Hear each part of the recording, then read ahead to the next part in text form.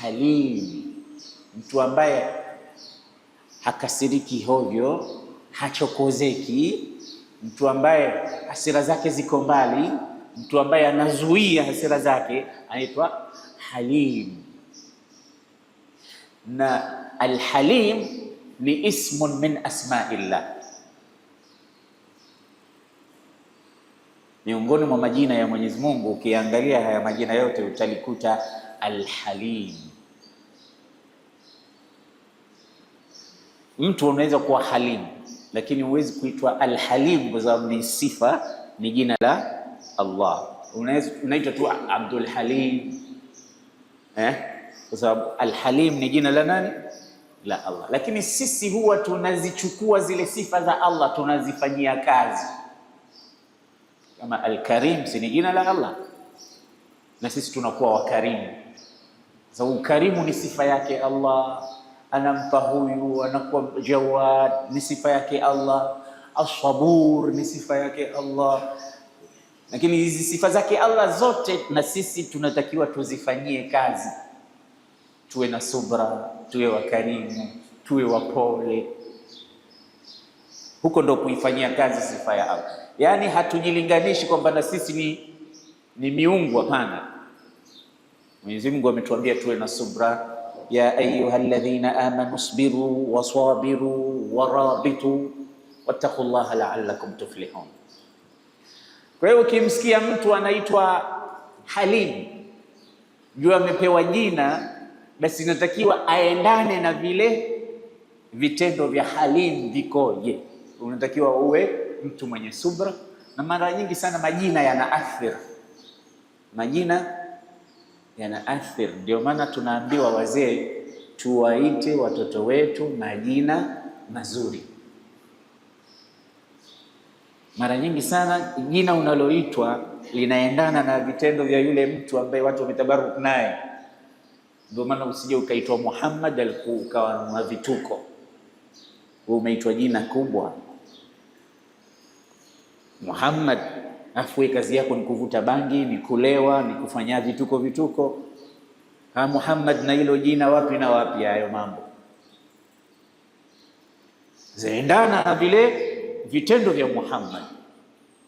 Uthman uendane na mwenyewe ambaye alikuwa na jina hilo. Umar inaenda. Sasa wapeni watoto wenu majina mazuri, sio kama yule baba aliyomuita mtoto wake Khumfasa au Khumfusa, Jalu, Dudumavi, anamta mtoto wake hivi. Sasa huyo mtoto atakuwaje? Aathirike na kitu gani? Kwa dudu lile chafu lenye kubiringisha uchafu kwa pua yake na uso wake. Unataka iwe vipi? Alafu awe na vitendo vizuri gani? Mpe majina mazuri ili aathiriwe na yale majina, awe anakwenda kama mwenye majina yale. Naam, ndio Mtume akimbadilisha mtu jina, akiliona jina sio zuri anambadilisha, anamuita wewe ni kadha, wewe ni kadha, wewe ni kadha. Kwa hiyo alhilmu ni sifa ambayo kila mu'min anatakiwa ajipambe nayo, awe nayo. Rasulullah sallallahu alayhi wasallam siku moja aliona ujumbe umekuja kumuona. Miongoni mwa wale watu kulikuwa na mtu, ukimwona uso wake hana haraka, akaingia pahala, wenzake wote wakaja haraka wakakusanyika pale, wakaenda pale, yeye hakuwafuata. Kaingia sehemu, akajisafisha, akakoga, akatawadha polepole, alafu akaenda kumuona Mtume sallallahu alayhi wasallam. Mtume akamwambia, inna fika khaslataini yuhibbuhum Allah, wewe una majambo mawili mazito ambayo Allah anayapenda. Mambo gani? Alhilmu wal anatu. Wewe miongoni mwa mambo ulionayo, kwanza ni mpole, huna papara, huna haraka. Yani ni mtu ana busara. Kisha una tabia ya hilmu. Kwa hiyo halim ni mtu ambaye hana ghadhab za haraka, yasbiru ala jahli aljahilin, anayesubiri na kuvumilia uchokozi wa wenye kuchokoza, ujinga wa wajinga. Tena alladhi yamliku nafsahu inda alghadab, halim ni mtu ambaye anajizuia hata kama amechokozwa wakati wa hasira. Kwa hiyo neno au jina Alhalim, sifa zake ndio hizi zote tulizozitaja.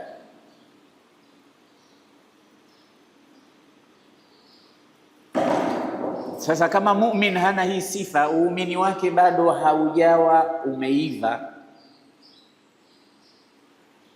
Mtume sallallahu alayhi wasallam katika hadithi nyingine ya Abu Huraira iliyosimuliwa na Imam Muslim na hata Bukhari, anasema laisa shadidu bisur'ati,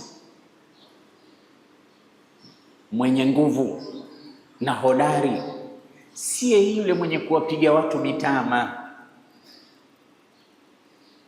Sur'a ni kupigana mieleka, ukamdondosha mtu au kumpiga mtama ukamwangusha, yani kupigana ukawa hodari wa kupigana. Anasema huyu haitwi ana nguvu. Bwana akawapiga watu 9, fahuwa shadid, basi huyu ni shujaa. Mtume anasema la, laisa shadidu bisur'a, shujaa sio kwa kuwaangusha watu mieleka. Innama shadidu man yamliku nafsahu inda alghadabi. Mtume akamaliza, lakini shujaa ni mtu ambaye ameweza kumiliki nafsi yake wakati wa hasira. Huyo ndio shujaa, maneno ya mtume hayo. Sasa huyo ndo halim. Asa hata ukiomba mtoto, jifunze kwa dua ya Nabii Ibrahim katika suratu Safat. Nabii Ibrahim ameomba mtoto, anasema rabbi habli minas salihin fabasharnahu bighulamin halim falamma balagha ma'ahu as-sa'i qala ya bunayya inni ara fil manami anni adbahuk fanzur madha tara qala ya abati if'al ma tu'mar satajiduni insha Allahu minas sabirin. Lakini mtizame huyu mtoto alivyoombwa mpaka na taayini ya sifa. Anamwambia rabbi, mola wangu, habli, nipe mtoto. Unajua Nabii Ibrahim ni katika wale watu ambao wameishi muda mrefu hawakuruzukiwa mtoto mpaka wakamuomba. Watoto wa kuomba hawa, unakuja unapewa, na unajua we mtu amemaliza miaka 60, 70, 90 hana mtoto, akija akimpata yale mapenzi yote yaliokuwa katika moyo ya kupenda watoto, anapewa yule mtoto, anakuwa ni mtoto anadekezwa, anaengwa, anapendwa. Lakini Nabii Ibrahim hakuomba mtoto tu. Sikiliza wasfu wa mtoto anayemtaka, rabbi habli minas salihin. Kwanza naomba mtoto mwema. Na wewe ukiomba mtoto, omba mtoto mwema. Lakini pia hata kama hukuomba mtoto mwema, tendo la ndoa, vijana, tendo la ndoa lina dua yake. Kama sikuona haya na watoto wapo hapa, ningewauliza wangapi wanaomba dua wakati wa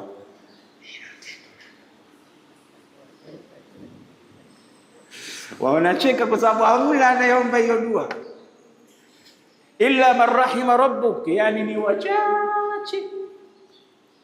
Lakini Mtume anasema ukienda katika starehe zako, sema Allahumma jannibni shaytan wa jannibi shaytana ma razaqtana fa in qudira lidhalika tiflun aw waladun lan yamassahu shaytan au lan yadurruhu shaytan au kama qala Rasulullah. Yani sema hivi, ya Rabb, niepushe mimi na mwenzangu na shetani, na kiepushe kile ambacho utakadiria kitazaliwa na shetani. Ndio anasema Mwenyezi Mungu akijalia kwa tendo lile akapatikana mtoto, atakuja mtoto ambaye hatodhuriwa na shetani. Ni watoto wangapi wamedhurika na shaitani katika mujtama? Ndio maana tunaona vijana wetu walivyo, hakuna dua. Unakiona kijana mpaka unauliza ni kijana ni kijini? Ni kijini.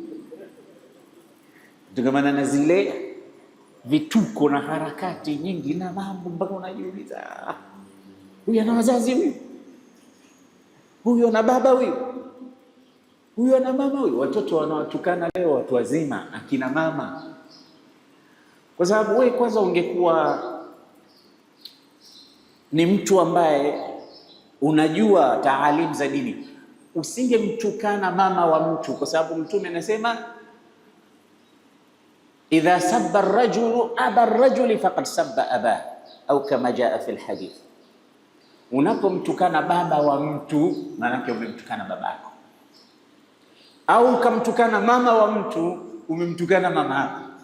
Sasa hebu niambieni, ni mama wangapi lile tusi maarufu la kutajiwa mama ndio maji yetu ya kunywa mitaani, bila kisisi wala kididi wala kuona ukakasi.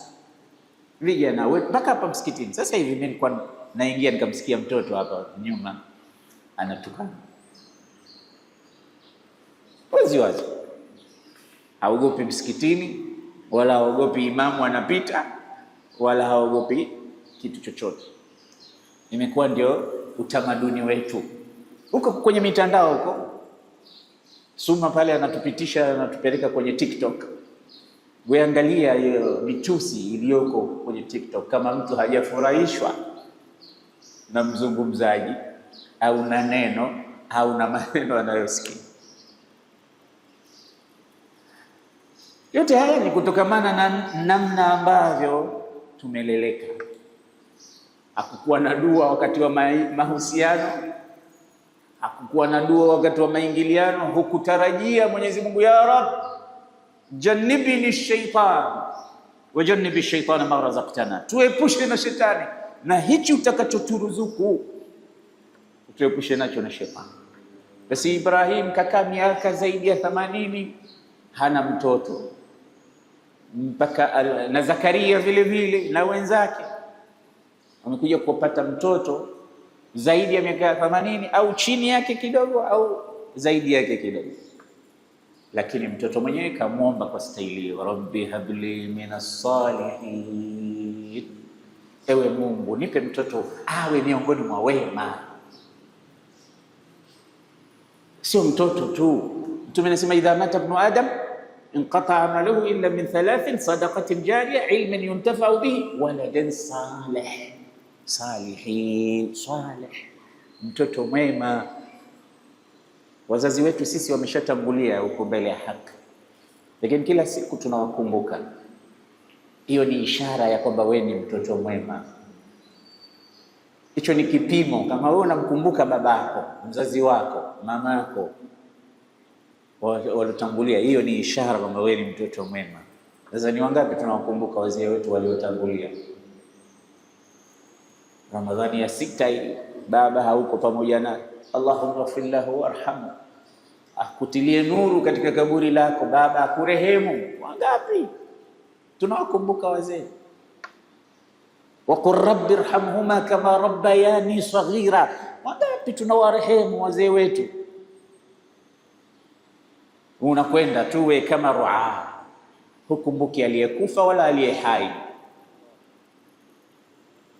Sasa wewe ni kijana au ni kijini? Kweli uliombewa dua wewe wakati wa kuingia kwako huko? Au mzazi alipokuomba kumwomba Allah wewe upatikane, maneno gani yalitumika? Mimi Mola wangu nipe mtoto yoyote, bora mtoto wewe nipe tu. Neno salihin, fajaat alijabatu min Allah. Sikiliza jibu la Allah, fabasharnahu bighulamin halim, sisi tukampa habari njema Ibrahim kwamba utapata mtoto tena mwenye sifa alhilm alladhi yasbiru ala jahalati aljahilin, mtoto ambaye ni mvumilivu, mpole. Alladhi yamliku nafsahu, anaweza kucontrol nafsi yake inda alghadab. Alladhi yuakhiru aluquba, ambaye kama ni punishment lakini anaweza akaipa muhula, akavumilia, akasubiri. Hizo ndo sifa za halim, ambaye anaweza akakukirimu pamoja na kwamba wewe hushukuru. Bwana, tutawapelekea wale watu hata shukrani hawakutoa. Wapeni, innama nut'imukum liwajhi llahi la nuridu minkum jazaan wala shukura. Wapeni hivyo hivyo, hata kama hawakushukuru, msiangalia yoyote. Hii ni sifa ya alhalim. Huyu Ismail. Sasa yale yaliyokuja baada ya hapo yote yanadhihirisha kwamba sifa ya alhilmu alikuwa nayo. Imam Shafi'i aliwahi kusema maneno, na haya maneno yanatuwekea wazi huyo mtu mwenye sifa hizo ni nani.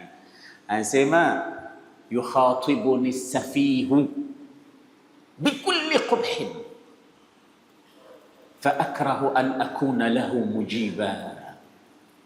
Kuna mwanafunzi mmoja hapa juzi aliniambia, ustadhi, yako wapi mashairi?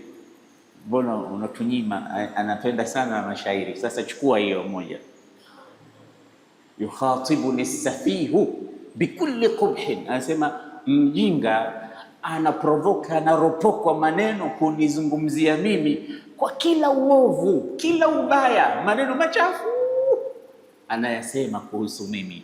Anasema fa akrahu an akuna lahu mujiba, mimi najizuia, sitaki kumjibu. Sifa ya mtu anayeitwa halim hii anayoizungumzia Imam Shafi'i, yukhatibuni safihu bikulli qubhin fa akrahu an akuna lahu mujiba. Safihi ni mtu mjinga, jamii yake ni sufaha. Sayaqulu sufahau minan nas, kila ananipa matusi, kejeli, bikulli qubhin, tena uovu mkubwa unatoka kwenye kinywa chake. Fa akrahu an akuna lahu mujib, mimi nachukia kumjibu, najizuia nisimjibu. Fayazdadu safahatan, fayazidu safahatan. Sasa kama vile simjibu, huwa anazidi ujinga. Maki yeye ile faraja yake apate naye kujibiwa, lakini kama ukujibu ndo anazidi. Kesho alikupa kilo, anaongeza kilo 2, kilo 3, kilo anaongeza. Tunasema fayazidu safahatan wa azidu hilman. Sasa yeye akizidisha ujinga, mimi nazidisha subra na uvumilivu. Ile sifa yangu hilm, na nihitaji hapa Imam Shafi, fayazidu safahatan fa azidu hilman. Yeye akizidisha ubaya, mimi nazidisha uzuri. Ile sifa ndio inazidi. Kila akizidi yeye kufanya kitu kibaya, ndio ile subra na ile sifa ya hilmi inajitokeza. Akapigia mfano, anasema ka'udin zadahu min al-ihraqi tiba, yukhatibuni as-safih bikulli qubhin fa akrahu an akuna lahu mujiba fayazidu safahatan wa azidu hilman ka'udin zadahu min al-ihraqi tiba. Kama vile udi vile vijiti, al-ud ni vile vijiti vile, ukivitia kwenye moto havinuki, vinanukia. Waliooa wengi wao wanajua faida yake. Ukitia kwenye mkato, nyumba yote inabadilika, harufu inakuwa nzuri. Sasa hiyo ndio mtu anayeitwa halim. Kila anapofanyiwa ubaya, yeye huwa anatoa harufu nzuri.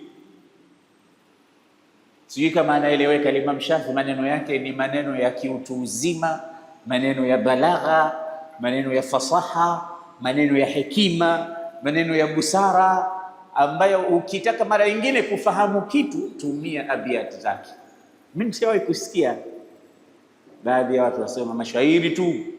Maskini za Mungu, maskini za Mungu, maskini wa watu, maskini katika dini.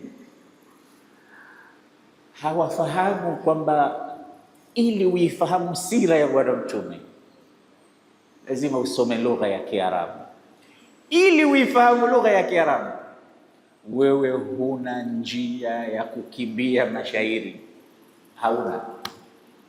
Ili ufahamu adabu al-arabi, huna. Ukiingia huko utasoma vizuri lugha ya Kiarabu, lakini tambua kwamba huko kuna muallaqat, huko kuna fasaha, huko kuna balagha, huko kuna tauria, huko kuna kinaya.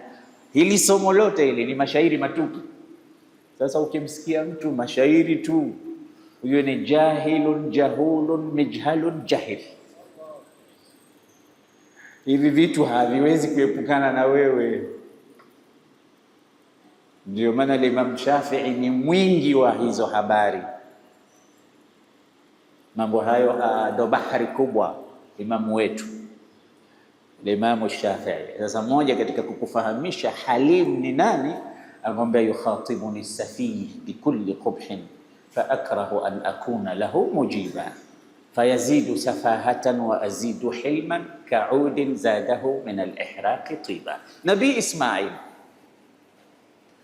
falamma balagha ma'ahu as-sa'ya qala ya bunay inni ara fil manami anni adbahuka fanzur madha tara qala ya abati fa'al ma tu'mar satajiduni insha Allah minas sabirin.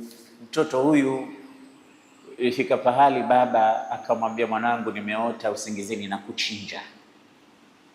Hebu tizama, unaonaje hii habari ya mimi kukuchinja? Yaani kana kwamba namwambia mwanangu, wewe si unajua kama ndoto za mitume ni wahi? Yaani mtume akiota ndo amri hiyo anapewa na Allah. Kwa hiyo mimi nimeota na kuchinja. Kwa hiyo sio ndoto tu.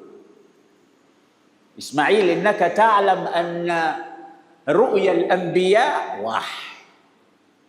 Mwanangu, unajua wewe kwamba ndoto za mitume ni wahi. Sasa mimi nimeota na kuchinja, hiyo ni amri, naambiwa mchinje mwanao. Fandhur madha tara, tizama mwanangu, unaonaje sasa? Na hapa hakuwa anamshauri, anataka kuangalia huyu mtoto, je, ndio yule kweli minas salihin, ndiye mtoto halim, mafunzo yangu yamepita, ndipo. Sikiliza jibu la mtoto. Sasa huyu mtoto kama hakuwa halimu, angeghadhibika kweli kweli. Huyu baba kumbe hasidi kweli. Umeona na enjoy mimi kuishi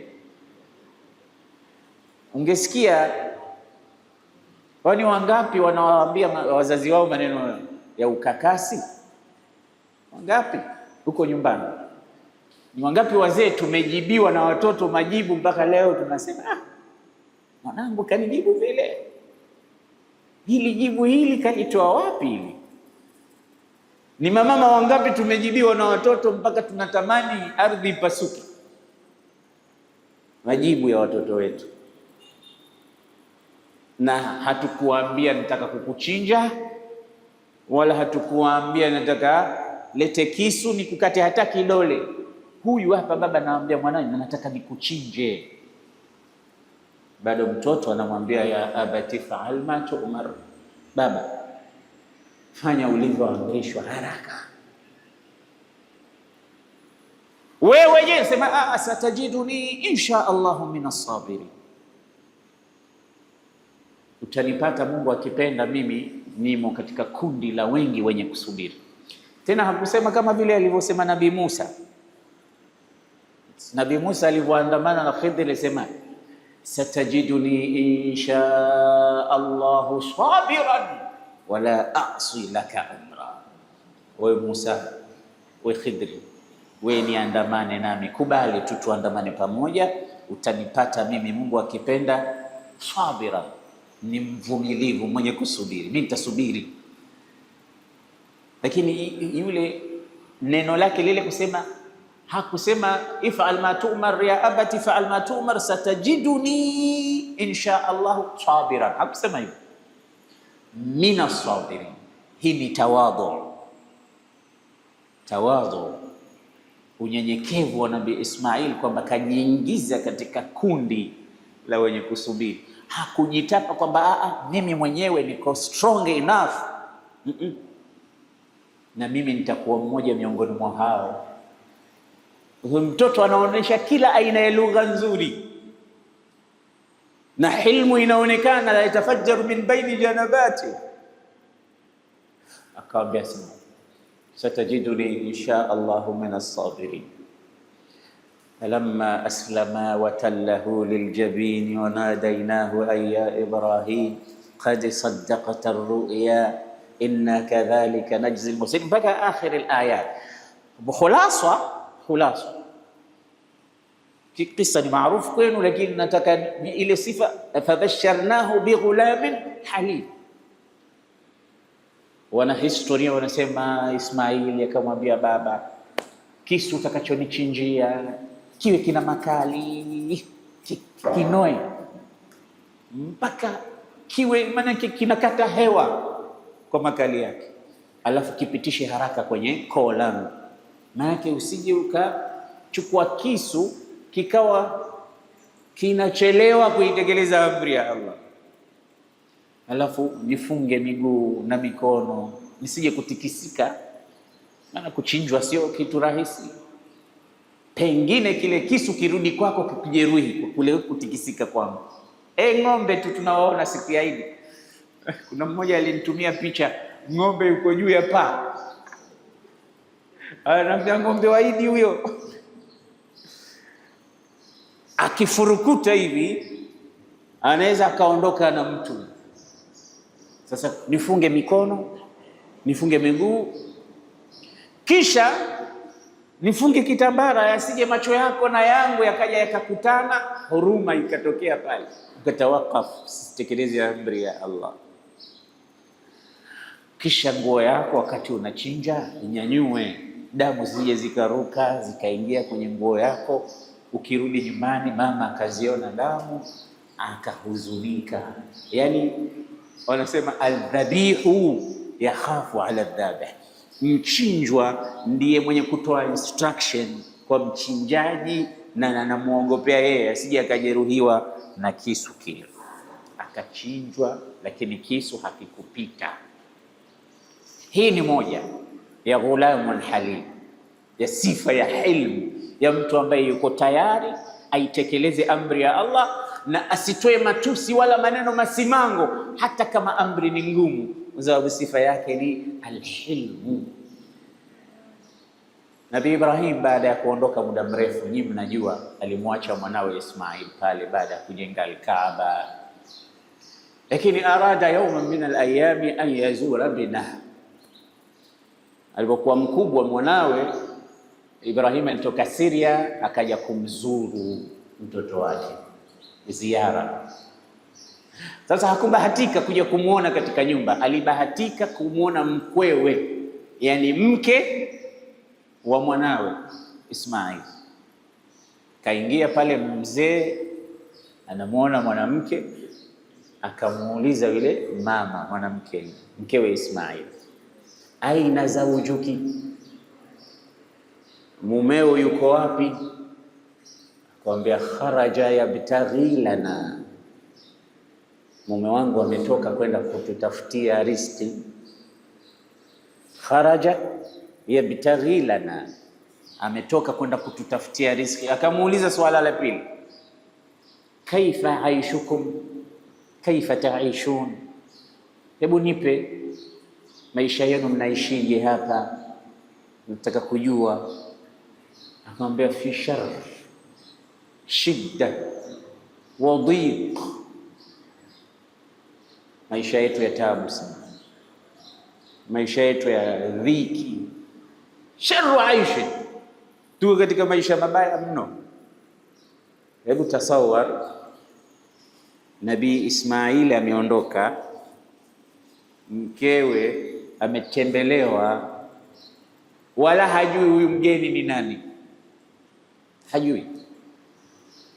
Ameulizwa maisha ya nyumbani, analalamika, maisha yetu ya tabu, maisha yetu ya dhiki. Sasa idha rajaa zawjuki faqra'i minni salam, akirudi mumeo mpe salamu, mwambie hivi, liyughayyir atabata dari, mwambie akibadilishe kizingiti cha nyumba yake, cha mlango hicho akibadilishe. Haya, kwa heri, haya naenda. Ismail alivorudi usiku, anasema katika hadithi, kaannahu anasa shay'a, yani akahisi kama vile tunavyosema kwa Kiswahili machale, kuna kitu kimepita. Akamwambia, hal jaa min ahad, kwani kuna mtu kaja hapa leo? Qala naam, ndio kaja babu mmoja hapa. Yukoje? So, min wasfihi kadha wa kadha, kamweleza vile alivyo. Ismail kuna hizi sifa za baba Nabii Ibrahim, huyo babangu. Akamwambia, dhaki abi, huyo ni babangu huyo. Hal amaraki bi shay, je, alikuamrisha kitu chochote wewe? Sema naam. Qala litughayyir atabata dari, kasema badilisha kizingiti cha nyumba yako. Akamwambia, basi babangu kasema nikuache. Unaona maneno ya wakubwa, wanafahamiana wenyewe. Hizi ni vitu leo nyinyi mnasema kodi.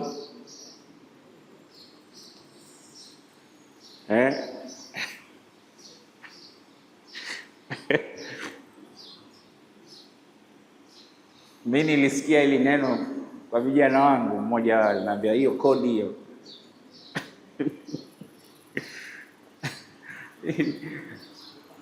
Lakini kuna maneno watu wengine hawaelewi. Sasa yule mama maskini hakufahamu kitu pale. Ismail alivyoambiwa tu, ghayyir atabata dari, anasema atabatu dari hiya ant, kizingiti cha nyumba ni wewe. Alhiqi bi ahlik, talaka si mke wangu, nenda kwenu. Kwanza hapa natoa tanbihi. Kuna watu wanasema, baba kanambia nimwache mke wangu, mama kanambia nimwache mke wangu. Si Nabii Ibrahim alimwambia mwanawe aache mkewe na akamwacha? Kwanza wewe nakuuliza, wewe ni kama Nabii Ismail? Na wewe na huyo baba yako huyo ni kama Nabii Ibrahim naye?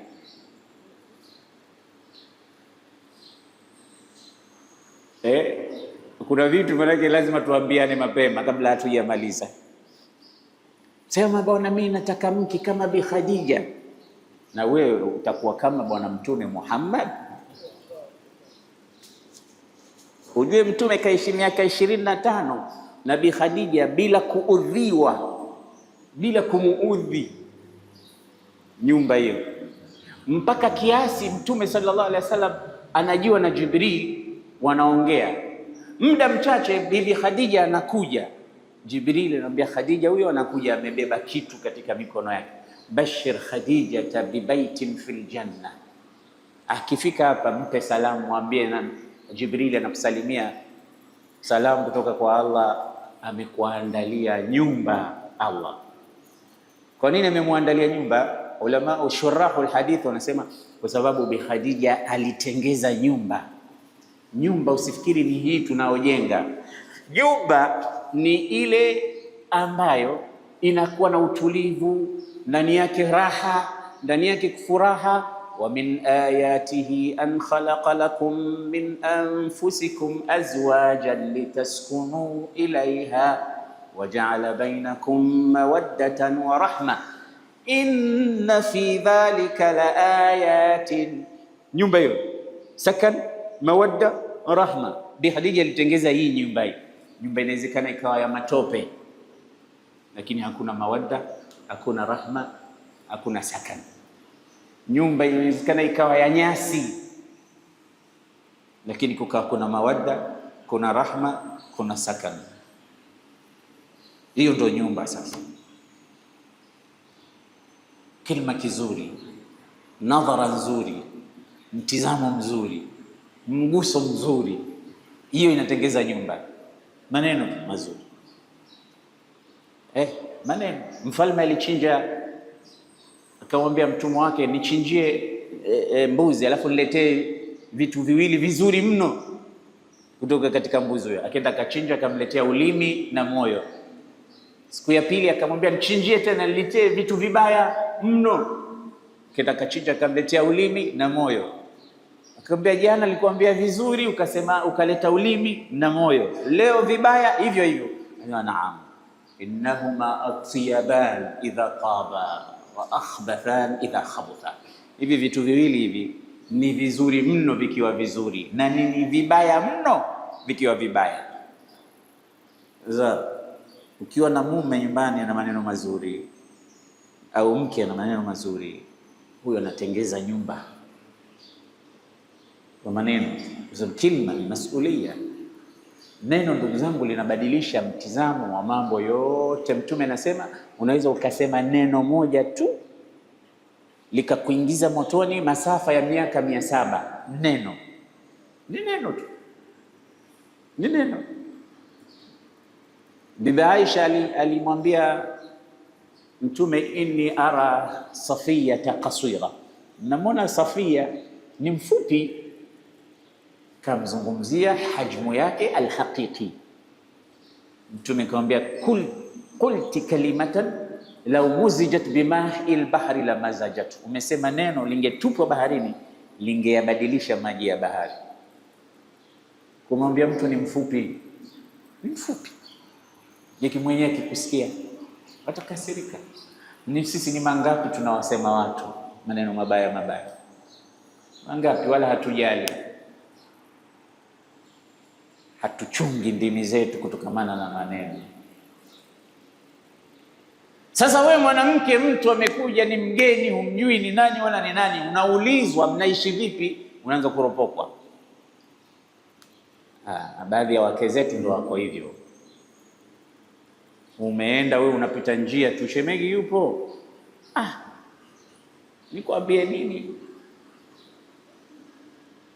Wao niambie nini? Hapa kutokea niolewe mimi sijaiona furaha huyo mtu. Ni nyingi we, hasidi mkubwa wewe. Ndio Nabii Ibrahim aliyajua mapema. Ambe huyu amfai mwanangu huyu, mwambie badilisha haraka kizingiti cha mlango hicho.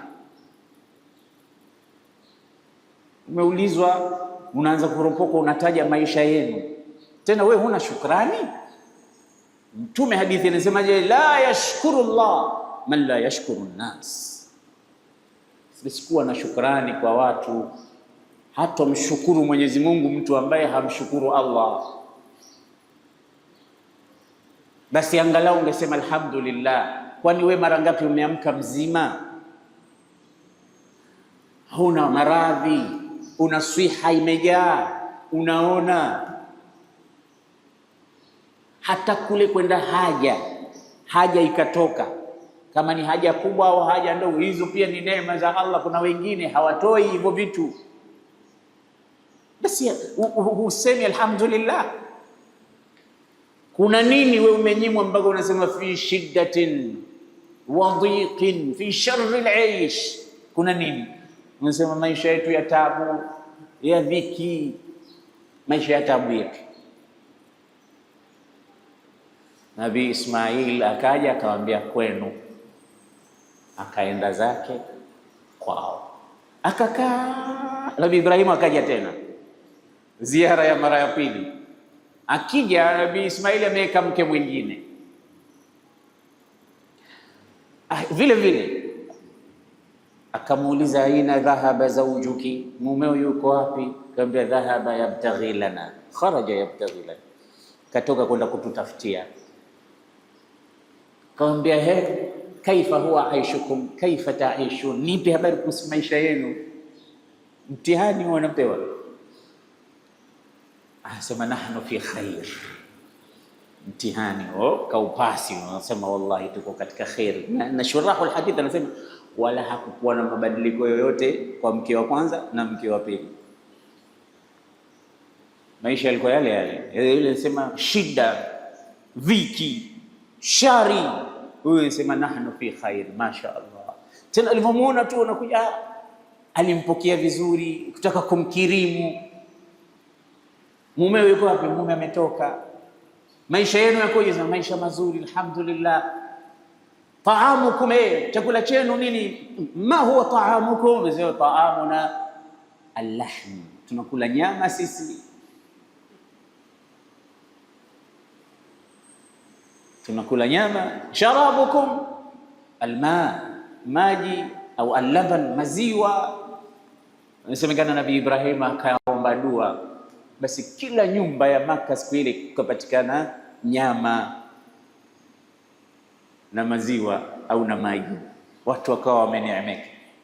Na dua ya Nabii Ibrahim imesibu mpaka leo. Ukienda Maka wewe, mpaka moyoni utaiona imefikaje, Allahu a'lam. Mpaka shokshoki ile aina matunda wewe yanatoka huko, yote yanakusanywa yanakwenda huko kwa dua ya Nabii Ibrahim alayhi salam. Lakini mwanamke wewe, babaiko la nini? Wewe mwanamke mwenye kutoa siri za nyumbani kwako, wewe mwanamke mwenye umshukuru mumeo. Mama huu wa pili akamwambia, basi idha ada zawjuki, akirudi mumeo, quli lahu, mpe salamu, alafu mwambie liyuthabbita atabata dari, kizingiti cha mlango akifanya madhubuti, akifanya madhubuti. Huyo ni mke, sio kizingiti. Hizo ni kodi. Kwa mara ya pili naambia, kuna baadhi ya wanawake ni wazuri, usikubali akakutoka. Lakini kuna wengine ni kama vile ukipiga chache unasema alhamdulillah. Lakini Halim anavumilia. Kwa Nabii Ismail alikuwa amevumilia mpaka baba alipokuja akagundua, pengine alikuwa na msimu mengi, lakini alhamdulillah yupo anaendelea kuvumilia mpaka. Hilmu wal ana, huyu kijana aliombwa na sifa yake, fabasharnahu bighulamin halim alladhina yasbiruna ala jahli aljahilin. Zile tabia zao za kureact na kupiga hakuna, wanapambana na hasira zao. Alikuja siku moja mmoja katika watu waliopita, anatoka zake masjid, mara tukutana na watu mafedhuli njiani, akamporomoshia mvua ya matusi. Yule mwana kimya, wanatembea tu mpaka alipomaliza. Msubiri mmaliza, angamwambia in kunta sadiqan ghafara Allahu li wa in kunta kadhiban ghafara Allahu lak. Hayo yote uliyoyasema, kama ni ya kweli Mungu anisamehe mimi, na kama ni ya uongo Mungu akusamehe wewe, kwa heri. Hiyo kamwacha pale kwenye dilema, matusi yote yale, naona angalau atarusha konzi au teke au utafanyaje nimmalize kabisa. Lakini mwisho ndo kaniombea dua, kama hayo unayosema ni kweli mimi ninayo, namwomba Mungu anisamehe. Lakini kama umenizulia, namwomba Mungu akusamehe wewe. Hii ni hilmu.